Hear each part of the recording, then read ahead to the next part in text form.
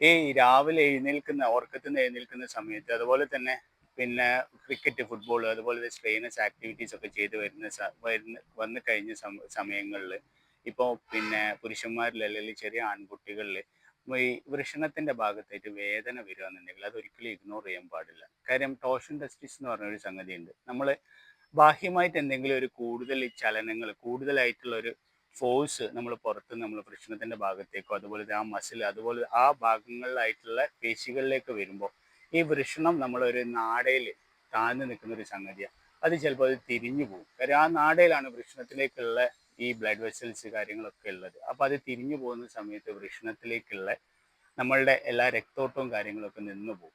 അത് 6 to 12 hours ആണ് അതിൻ്റെ ഗോൾഡൻ അവർ എന്ന് പറയുന്നത്. അതിൻ്റെ ഉള്ളിൽ അത് കറക്റ്റായിട്ട് അത് തിരിച്ചു വെച്ച് കൊടുത്തിട്ടില്ലെങ്കിൽ ആ വൃഷണം എന്ത് ചെയ്യും, മരിച്ചു പോകും. അങ്ങനത്തെ ഒരു സന്ദർഭങ്ങൾ ഇപ്പോൾ അവിടെ വീക്കം വരിക, അതുപോലെ അവിടെ തൊടുമ്പം വേദന വരിക, ഈ സംഗതികൾക്കൊക്കെ ശേഷമായിട്ടുള്ള രീതിയിൽ നിങ്ങൾക്ക് അനുഭവപ്പെടുകയാണെന്നുണ്ടെങ്കിൽ എന്തായാലും ഒരു ഡോക്ടറെ കാണിച്ചിട്ട് അതിന് യഥാർത്ഥമായിട്ടുള്ള ചികിത്സ എടുക്കുക. ചിലപ്പം ഈ തണുത്ത വെള്ളത്തിലേക്ക് ഇറങ്ങുന്ന ആളുകൾക്ക് പോലും ചിലപ്പോൾ അത് ഉണ്ടാവും. കാരണം പെട്ടെന്ന് അവിടെയുള്ള മസിൽസ് കൺട്രാക്ട് ചെയ്യുന്നതിൻ്റെ ഭാഗമായിട്ട് ചിലപ്പോൾ അത് തിരിഞ്ഞു പോകാനുള്ള ചാൻസ് ഉണ്ട്.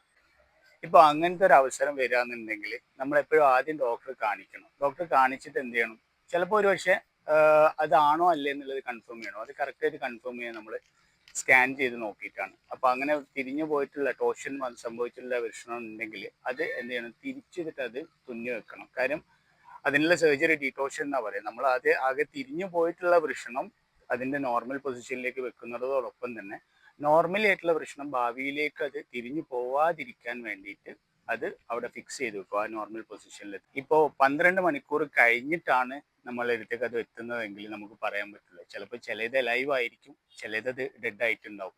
അപ്പോൾ അങ്ങനെ ലൈവ് അല്ലാത്തതാണെന്നുണ്ടെങ്കിൽ നമുക്ക് ഓർക്കിഡെക്ടമി എന്ന് പറയും. ആ വൃഷണം ചിലപ്പോൾ നമുക്ക് കട്ട് ചെയ്ത് മാറ്റേണ്ട അവസ്ഥകളും ഉണ്ടാവാറുണ്ട്. അതുകൊണ്ട് ഒരിക്കലും ഈ വൃഷണത്തിന്റെ ഭാഗത്തുള്ള വേദന, പ്രത്യേകിച്ച് ഇങ്ങനത്തെ സ്ട്രെയിനസ് ആയിട്ടുള്ള ആക്ടിവിറ്റീസ് ചെയ്ത് കഴിയുന്നതിന് ശേഷമുള്ള ആ വേദന ഒരിക്കലും അത് നമ്മൾ നിസ്സാരവൽക്കരിക്കാൻ പാടില്ല.